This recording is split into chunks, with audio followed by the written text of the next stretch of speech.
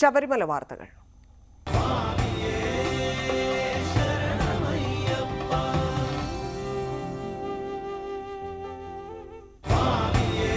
ശബരീശ ദർശനം നിങ്ങൾക്കായി സമർപ്പിക്കുന്നത് വ്രതശുദ്ധിയുടെയും നന്മയുടെയും നാളുകൾ പരിശുദ്ധമാക്കാം മിൽമയ്ക്കൊപ്പം. മിൽമ, കേരളം കണികണ്ടുണരുന്ന നന്മ. മണ്ഡലകാലം പകുതിയോടടുക്കുമ്പോഴും അടിസ്ഥാന സൗകര്യങ്ങളുടെ കുറവിൽ വീർപ്പുമുട്ടി ശബരിമല ഇടത്താവളമായ സത്രം.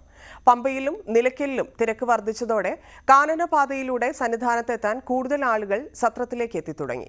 തീർത്ഥാടകർക്ക് വിരിവെക്കുന്നതിന് പോലുള്ള സൗകര്യങ്ങൾ ഇവിടെ പരിമിതമാണ്.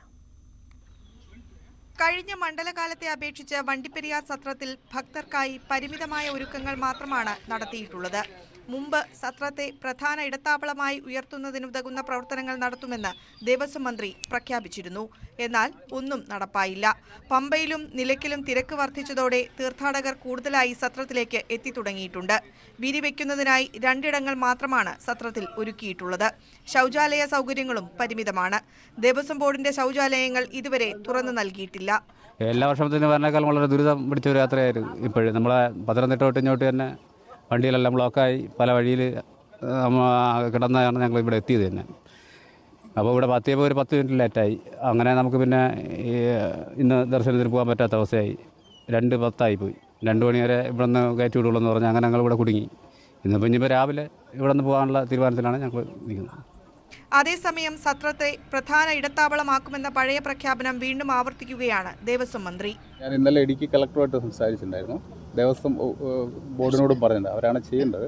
അപ്പോൾ ഇടുക്കി കളക്ടർ ആവശ്യമായിട്ടുള്ള നടപടി സ്വീകരിക്കാമെന്ന് പറഞ്ഞു. പ്രധാന ഇടത്താവളം ആക്കണം. ഇപ്പോൾ ഓരോ ഇടത്താവളങ്ങളെ പണി ഇങ്ങനെ നടന്നുകൊണ്ടിരിക്കുക. ഇടത്താവളങ്ങളാക്കി അത് നമ്മുടെ സത്രം ഏറ്റവും പ്രധാനപ്പെട്ട ഒരു ഇടത്താവളമാക്കി മാറ്റാൻ വേണ്ടിയുള്ള ഇടപെടൽ നടത്തും. ഇതുവരെ 24,373 പേരാണ് സത്രം വഴി കാൽനടയായി സന്നിധാനത്തെത്തിയത്. തിരക്ക് വർദ്ധിക്കുന്ന സാഹചര്യത്തിൽ വരും ദിവസങ്ങളിൽ കൂടുതൽ തീർത്ഥാടകർ സത്രത്തിലേക്ക് എത്തുമെന്നാണ് കണക്കുകൂട്ടുന്നത്. ഇവിടെ എത്തുന്നവർക്ക് സന്നിധാന യാത്ര അല്പം കടുപ്പമായേക്കും. ന്യൂസ് 18 ഇടുക്കി. കൊല്ലത്ത് ഭർതൃമാതാവിനെ മരുമകൾ മർദ്ദിച്ചതിൽ കേസെടുത്ത് മനുഷ്യാവകാശ കമ്മീഷൻ. ജില്ലാ പോലീസ് മേധാവി 7 ദിവസത്തിനകം അന്വേഷണ റിപ്പോർട്ട് സമർപ്പിക്കണം.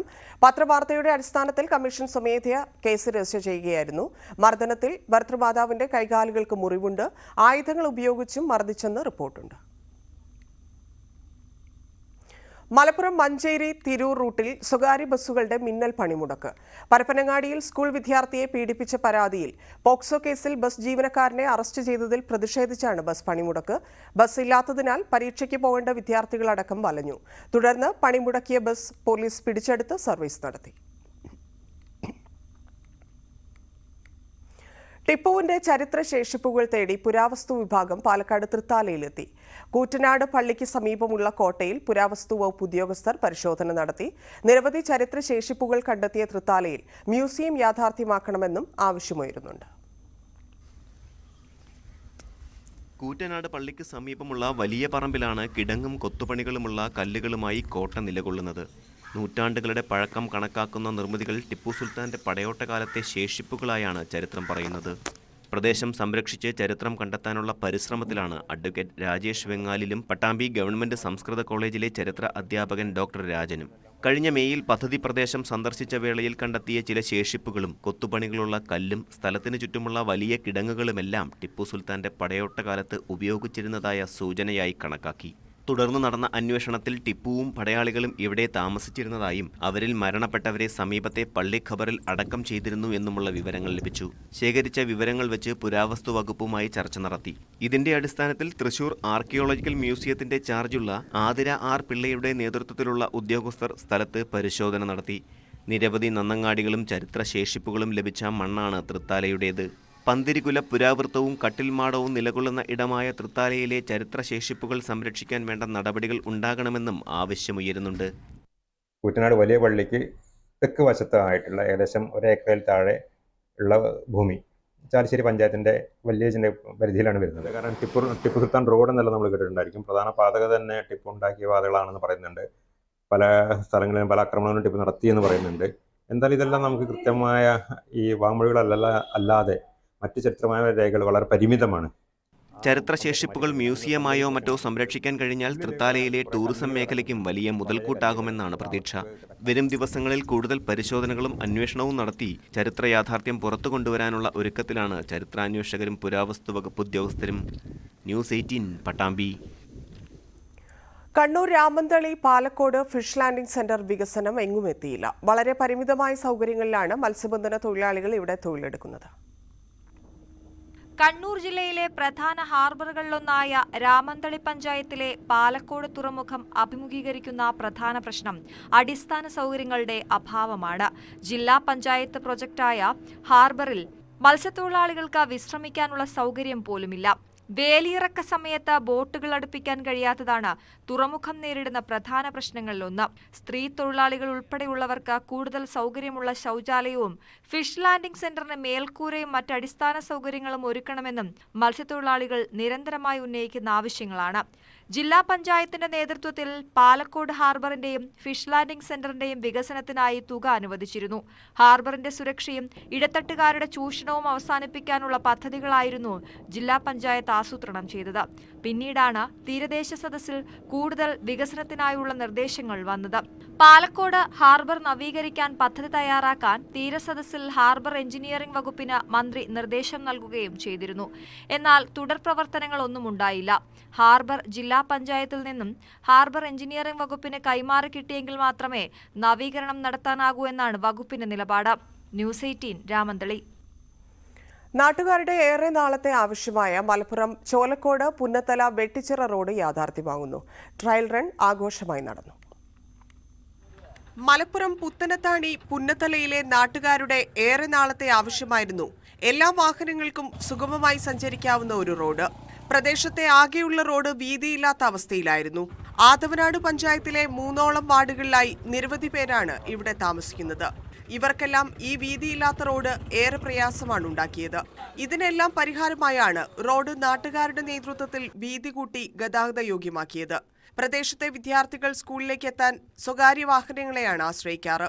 റോഡിൽ ബസ് സർവീസ് നടത്തുന്നതോടെ ഇതിനും പരിഹാരമാകും.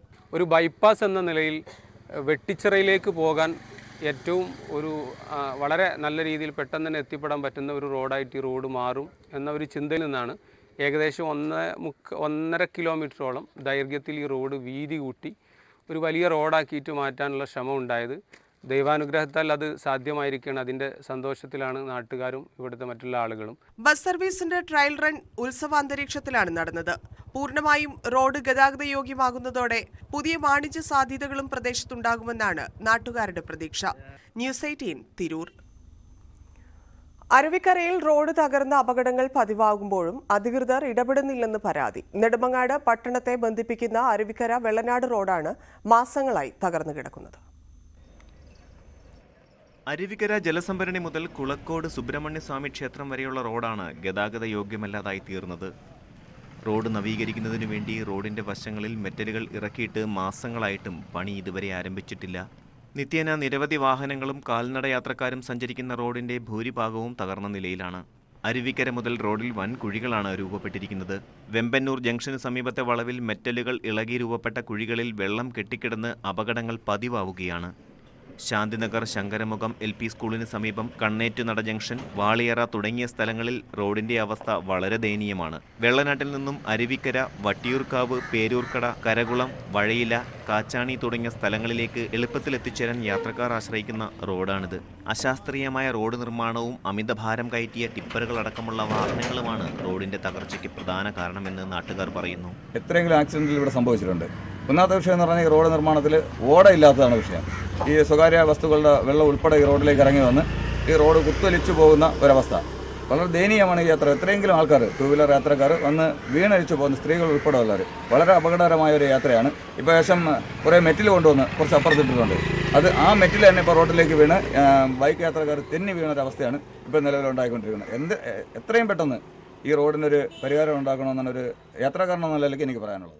റോഡിലെ വലിയ കുഴികൾ കാരണം ഇതുവഴി ഓട്ടോറിക്ഷകൾ പോലും സവാരി വരാൻ വിസമ്മതിക്കുന്നു. കഴിഞ്ഞ ദിവസങ്ങളിൽ പെയ്ത മഴ മൂലം കുഴികളിൽ മലിനജലം നിറയുകയാണ്.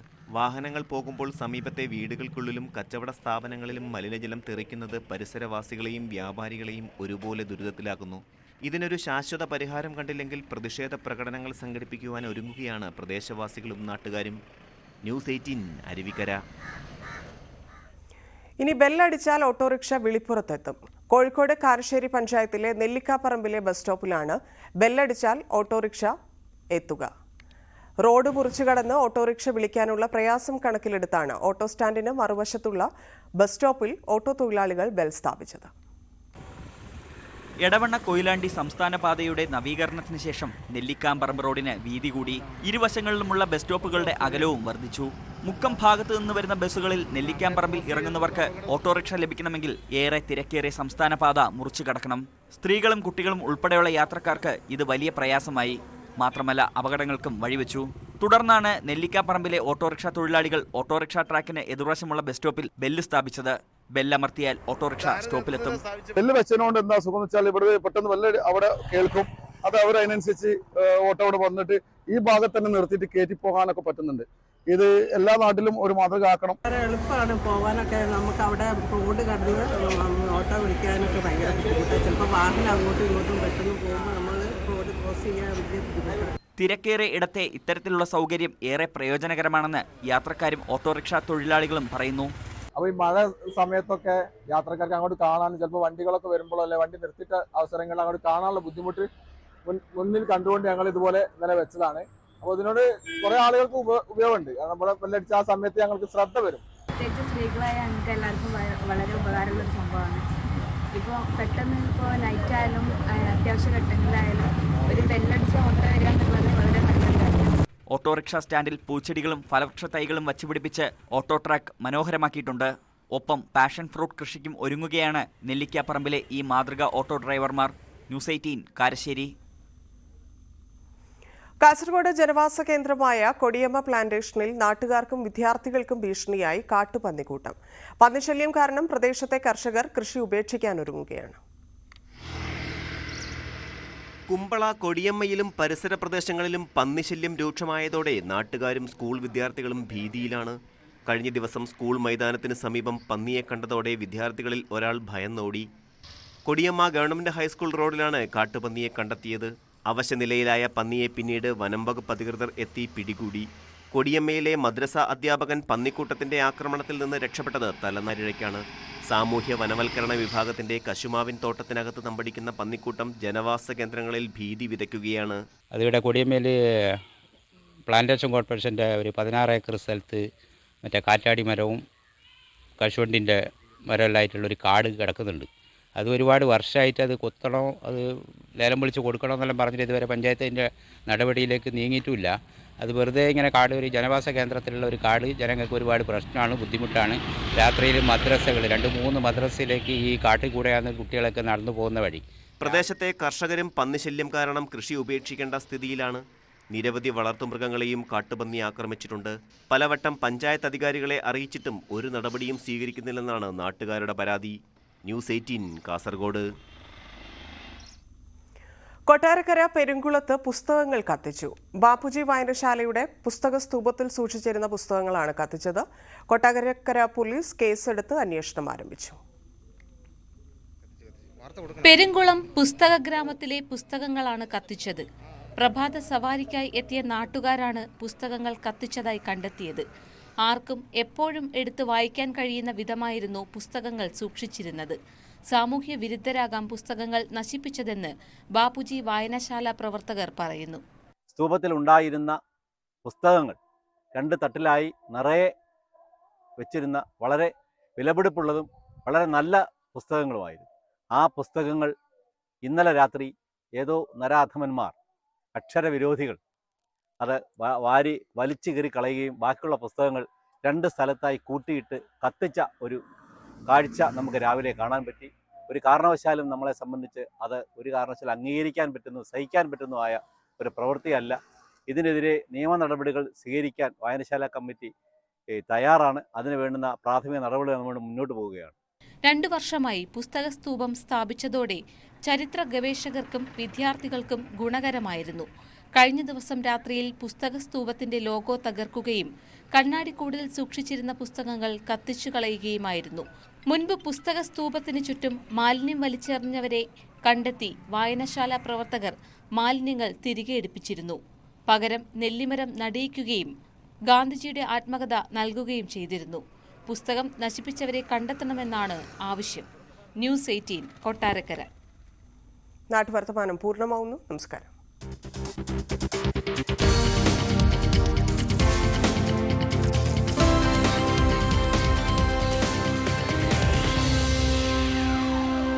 ഈ പരിപാടി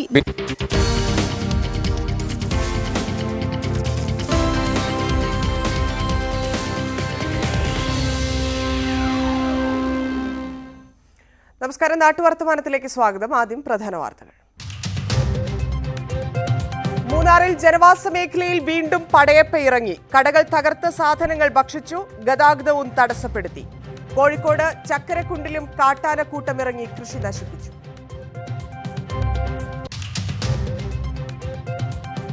പാലക്കാട് ധോണിയിൽ വീണ്ടും പുലി ഇറങ്ങി. പ്രദേശത്ത് കണ്ട കാൽപ്പാടുകൾ പുലിയുടേതെന്ന് വനംവകുപ്പ്. വളർത്തുനായയെ പിടിച്ചുകൊണ്ടുപോയി.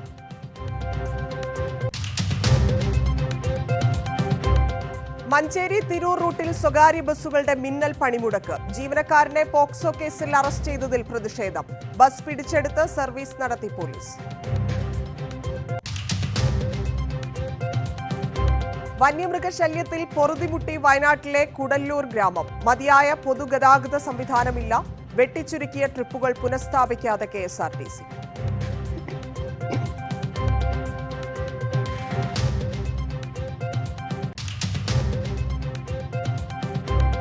പാലക്കാട് വാടാനാംകുറിശ്ശിയിൽ നഗരവനം ഒരുങ്ങുന്നു. ഉദ്യാനം നിർമ്മിക്കുന്നത് വനം വകുപ്പ്. 25 ഏക്കറിൽ പദ്ധതി. പുതുവർഷത്തിൽ ജനങ്ങൾക്കായി തുറന്നു നൽകും.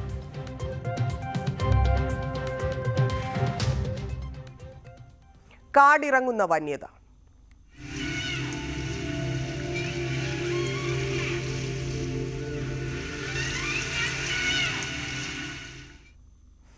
മൂന്നാറിൽ ജനവാസ മേഖലയിൽ വീണ്ടും പടയപ്പ ഇറങ്ങി. പ്രദേശത്തെ 2 കടകൾ തകർന്ന് ആന സാധനങ്ങൾ ഭക്ഷിച്ചു. ആന റോഡിലിറങ്ങിയതോടെ ഗതാഗതം തടസ്സപ്പെട്ടു.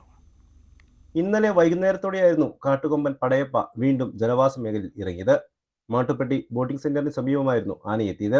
നെറ്റിമേട് സ്വദേശിയായ ജോൺസന്റെ കടയ്ക്ക് നേരെ പടയപ്പ ആക്രമണം നടത്തി. പടയപ്പ വരുന്നത് കണ്ട് കടയിലുണ്ടായിരുന്ന ചോളവും പൈനാപ്പിളും ജോൺസൺ സമീപത്തെ കരിങ്കിനടിയിലേക്ക് മാറ്റിയെങ്കിലും രക്ഷയുണ്ടായില്ല.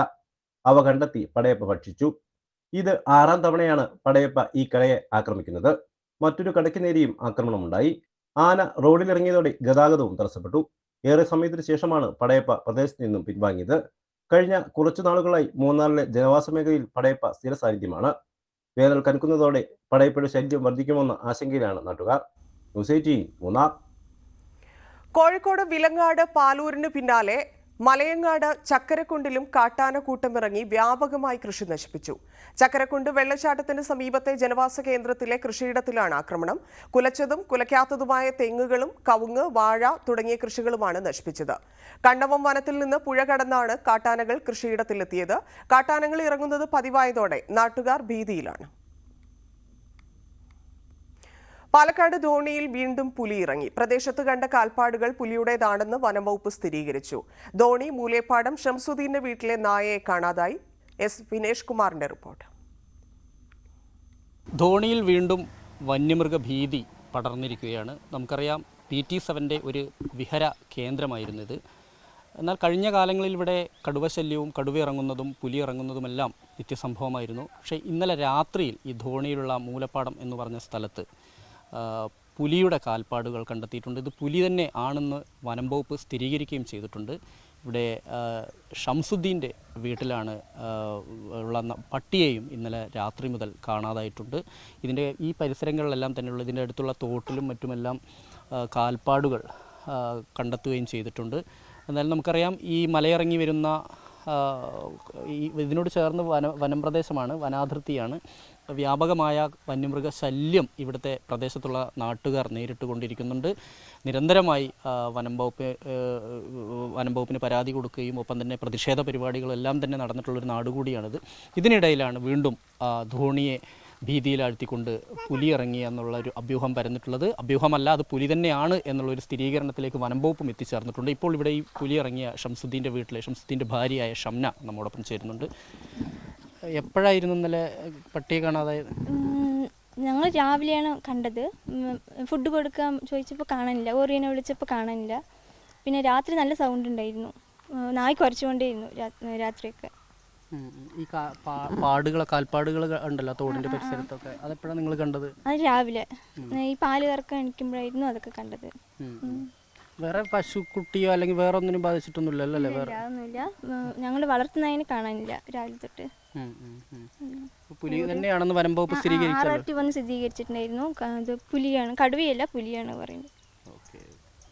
എന്തായാലും എത്തിയിരിക്കുന്ന പുലി തന്നെയാണ് എന്ന് വനംവകുപ്പ് സ്ഥിരീകരിച്ചു എന്ന് തന്നെയാണ് ഈ ഷംന പറയുന്നത്.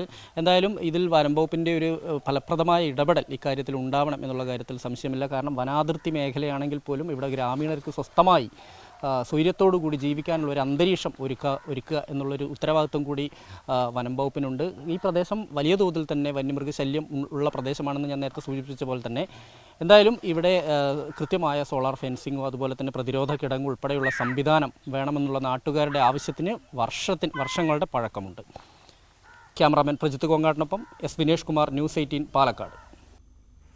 തിരുവനന്തപുരം കോട്ടൂരിൽ കാട്ടുപോത്തിന്റെ ആക്രമണത്തിൽ ആദിവാസി സ്ത്രീക്ക് ഗുരുതര പരിക്ക്. കോട്ടൂർ പോത്തോട് കാണി സെറ്റിൽമെന്റിൽ താമസിക്കുന്ന പരപ്പിക്കാണ് പരിക്കേറ്റത്. വിറക് ശേഖരിക്കാൻ പോയപ്പോഴാണ് കാട്ടുപോത്ത് ആക്രമിച്ചത്. ഗുരുതരമായ പരിക്കേറ്റ പരപ്പിയെ തിരുവനന്തപുരം മെഡിക്കൽ കോളേജിലേക്ക് മാറ്റി.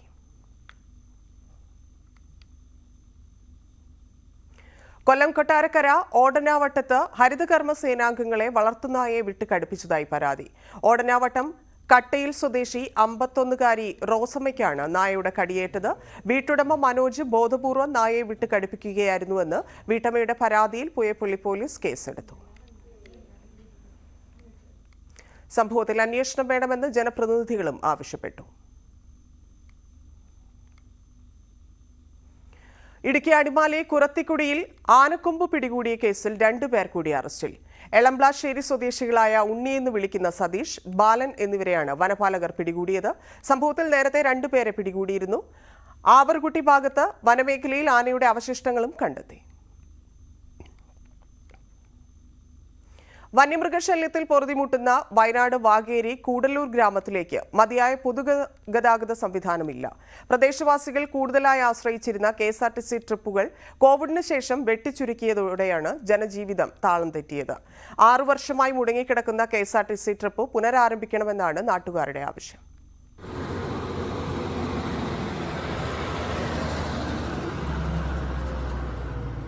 ഈ കാണുന്ന KSRTC ബസ്സാണ് കൂടല്ലൂർ ഗ്രാമത്തിലേക്കുള്ള പ്രധാന പൊതുഗതാഗത മാർഗം. തുടക്കകാലത്ത് 8 ട്രിപ്പ് ഉണ്ടായിരുന്നു. കോവിഡ് കാലത്തിന് ശേഷം അത് 6ആയി വെട്ടിച്ചുരുക്കി. ഇതോടെ അതിരാവിലെയും വൈകുന്നേരവും പ്രദേശത്തേക്ക് വാഹന സൗകര്യവും ഇല്ലാതായി. വന്യജീവികളുടെ ആക്രമണം കൂടി വരികയാണ്. ഇങ്ങോട്ട് എത്തിപ്പെടുക എന്നുള്ളൊരു വലിയൊരു ബുദ്ധിമുട്ടുള്ള ഏരിയയാണ്. കൂടല്ലൂർ മേഖലയിലേക്ക് ഒരു ഓട്ടോറിക്ഷ വാകേരി എന്ന് വിളിച്ചു കഴിഞ്ഞാൽ വൈകുന്നേരം ഒരു 6 മണി കഴിഞ്ഞ് കഴിഞ്ഞാൽ ആരും വരാൻ കൂട്ടാക്കൂല. അവിടെ നിന്ന് ഇങ്ങോട്ട് വരാൻ തന്നെ നിർബന്ധിച്ച് പറഞ്ഞാലേ ഒരു വണ്ടി ഇങ്ങോട്ട് വരുള്ളൂ. വെളുപ്പിന് കൂലിപ്പണിക്ക് പോകുന്നവർക്കും വിദ്യാർത്ഥികൾക്കും സമയത്ത് ബസ്സില്ലാത്തത് വലിയ പ്രതിസന്ധിയാണ് ഉണ്ടാക്കുന്നത്. വാഹന സൗകര്യം ഇല്ലാത്ത കാരണത്താൽ പലരും ടൗണിൽ പോയുള്ള കൂലിപ്പണിയും നിർത്തി. 8:20 ഒരു ട്രിപ്പ് പോകുന്നത്. ഈ 8:20 ഇവിടുന്ന് പോയാൽ പണിസ്ഥലത്തെത്താൻ കഴിയില്ല, പണി നടത്താൻ. അപ്പോൾ ഓരോരുത്തർ പിന്നെ എന്ത് ചെയ്യും, കഷ്ടപ്പെട്ട് ഓട്ടോറിക്ഷയ്ക്കൊക്കെ ആയി പോയിട്ടും ഒക്കെയാണ് പണിക്ക് പോയിക്കൊണ്ടിരിക്കുന്നത്. ഇരുട്ടിയാൽ വിളിച്ചാൽ പോലും വന്യമൃഗങ്ങളെ പേടിച്ച് വാഹനങ്ങളും എത്തില്ല. നേരത്തെ ഉണ്ടായിരുന്ന ട്രിപ്പുകൾ പുനരാരംഭിക്കണമെന്നാണ് നാട്ടുകാരുടെ ആവശ്യം. ന്യൂസ് 18 വയനാട്. മലപ്പുറം വളാഞ്ചേരിയിൽ 2 ഇടങ്ങളിൽ അപകടം. വട്ടപ്പാറ മേലെവിളവിലാണ് അപകടം നടന്നത്. കാറുകളാണ് കൂട്ടിയിടിച്ചത്. യാത്രക്കാർക്ക് പരിക്കേറ്റു. വളാഞ്ചേരി SBI ബാങ്കിന് മുമ്പിലാണ് രണ്ടാമത്തെ അപകടം. ശബരിമല തീർത്ഥാടകർ സഞ്ചരിച്ച ബസ് ഓടയിൽ ഇടിക്കുകയായിരുന്നു.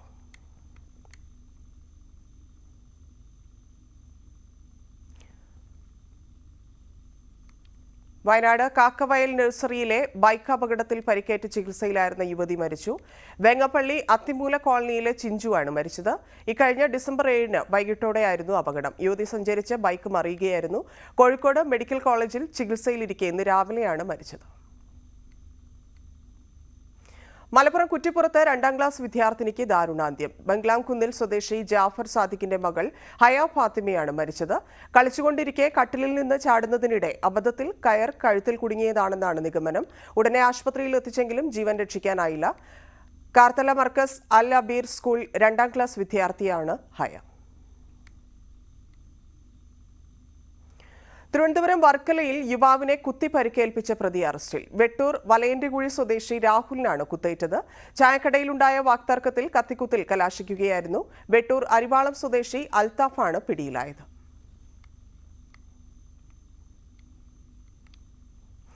പാലക്കാട് വാടാനം കുറിശ്ശിയിൽ നഗരവനം ഒരുങ്ങുന്നു. വനംവകുപ്പിന്റെ നേതൃത്വത്തിലാണ് 25 ഏക്കറിൽ ഉദ്യാനം നിർമ്മിക്കുന്നത്. 1ാം ഘട്ടം പൂർത്തിയാക്കി പുതുവർഷത്തിൽ തുറന്നുകൊടുക്കാനാണ് ലക്ഷ്യമിടുന്നത്.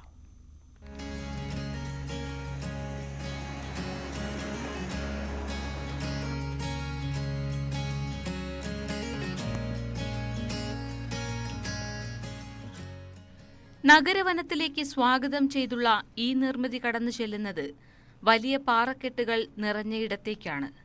അതിനുള്ളിലെത്തിയാൽ കാട്ടിലൂടെ നടക്കാം, പുൽത്തകിടിയിലിരിക്കാം, പ്രകൃതിയെ വേണ്ടുവോളം ആസ്വദിക്കാം. അങ്ങനെ വൈകുന്നേരങ്ങളെ കുടുംബത്തോടൊപ്പം ആനന്ദകരമാക്കാനുള്ള ഉദ്യാനമാണ് ഇവിടെ ഒരുങ്ങുന്നത്. വനം വകുപ്പ് ഒറ്റപ്പാലം റേഞ്ചിന്റെ നേതൃത്വത്തിൽ വാടാനാംകുറിശ്ശി ചുവന്ന ഗേറ്റിലാണ് നഗരവനം എന്ന പേരിൽ പാർക്കും ഉദ്യാനവും നിർമ്മിക്കുന്നത്. കാടിനെ അറിഞ്ഞുള്ള നടത്തം, കുട്ടികളുടെ പാർക്ക്, ചെക്ക് ഡാം, പാറക്കെട്ടുകൾ, വാട്ടർ ഫൗണ്ടൻ തുടങ്ങിയവ ഉൾക്കൊള്ളിച്ചാണ് പാർക്ക് വിഭാവനം ചെയ്തിരിക്കുന്നത്. ഇതിനായി പ്രദേശത്തെ 25 ഏക്കർ റിസർവ് വനത്തിനുള്ളിൽ നിർമ്മാണ പ്രവൃത്തികൾ വേഗത്തിൽ പുരോഗമിക്കുകയാണ്. 50 ലക്ഷം രൂപ ചിലവിൽ ആദ്യഘട്ട നിർമ്മാണം പൂർത്തിയാക്കി പുതുവർഷത്തിൽ തുറന്നുകൊടുക്കാനാണ് ലക്ഷ്യമിടുന്നത്. ഇത് ഇപ്പോൾ നമ്മൾ നിൽക്കുന്നത് ഷൊർണൂർ നഗരവനം എന്നുള്ളൊരു പദ്ധതി പ്രദേശത്താണ്. ഇത് ഏകദേശം 50 ലക്ഷത്തോളം രൂപ ചെലവഴിച്ചിട്ടാണ് ഇപ്പോൾ നിർമ്മാണ പ്രവർത്തനങ്ങൾ നടക്കുന്നത്. ഇത് പൊതുജനങ്ങൾക്ക് വേണ്ടിയിട്ട് ഒരു നടപ്പാത, children's park, open gym, watch tower, cycle track, അങ്ങനെ പല വ്യത്യസ്ത പദ്ധതികൾ ഈ പാർക്കിൽ ഒരുങ്ങുന്നുണ്ട്. പ്രശസ്ത ശില്പി സുരേന്ദ്ര കൃഷ്ണന്റെ നേതൃത്വത്തിലാണ് നിർമ്മാണ പ്രവൃത്തികൾ. ഇവിടെ നഗരവനം എന്ന് പറഞ്ഞിട്ടുള്ള ഒരു പാർക്കാണ് വരുന്നത്, കുട്ടികളുടെ ഒരു പാർക്ക്. അതിൻ്റെ മെയിൻ കവാടമാണ് ഇപ്പോൾ ഞാൻ ചെയ്തിട്ടുള്ളത്. അത് പിന്നെ ഇവിടെ ഒരു വാട്ടർഫാളാണ് ചെയ്യുന്നത്. അടുത്ത മാസം ഇതിൻ്റെ ഉദ്ഘാടനം ഉണ്ടാവുമെന്നാണ് പ്രതീക്ഷിക്കുന്നത്. നക്ഷത്രവനം, ബട്ടർഫ്ലൈ ഗാർഡൻ, അശോകവനം, ഔഷധ സസ്യോദ്യാനം, ബാംബു ഗാർഡൻ എന്നിവയ്ക്ക് പുറമെ open gym, eco shop, canteen എന്നിവയും സജ്ജമാക്കാനാണ് വനം വകുപ്പ് ലക്ഷ്യമിടുന്നത്. നിലവിൽ കവാടം, ബാത്റൂം, ടിക്കറ്റ് കൗണ്ടർ എന്നിവയുടെ നിർമ്മാണം പൂർത്തിയായി. CSR ഫണ്ടുകൾ ലഭ്യമാക്കി പൊതുജനങ്ങൾക്ക് ഉല്ലസിക്കാനും മറ്റും കൂടുതൽ സൗകര്യം ഒരുക്കാനുള്ള ശ്രമത്തിലാണ് വനം വകുപ്പ്. ന്യൂസ് 18 പട്ടാമ്പി. 91ാമത് ശിവഗിരി തീർത്ഥാടനത്തിന് തുടക്കം. തീർത്ഥാടനം ജനുവരി 5 വരെ തുടരും. ഇന്നു മുതൽ 29 വരെ പ്രഭാഷണങ്ങളും പ്രത്യേക സമ്മേളനങ്ങളും നടക്കും. 26-ന് നടക്കുന്ന സർവ്വമത സമ്മേളനം മുൻ രാഷ്ട്രപതി രാംനാഥ് കോവിന്ദ് ഉദ്ഘാടനം ചെയ്യും. ഗുരുധർമ്മ പ്രചരണ സഭയുടെ ആഭിമുഖ്യത്തിൽ 21-ന് സർവ്വമത സമ്മേളന പദയാത്രയും വൈക്കത്തുനിന്ന് 24-ന് വൈക്കം സത്യാഗ്രഹ ശതാബ്ദി സ്മൃതി പദയാത്രയും പത്തനംതിട്ടയിൽ നിന്ന് കുമാരനാശാൻ സ്മൃതി പദയാത്രയും ഉണ്ടായിരിക്കും. ഇടവേള.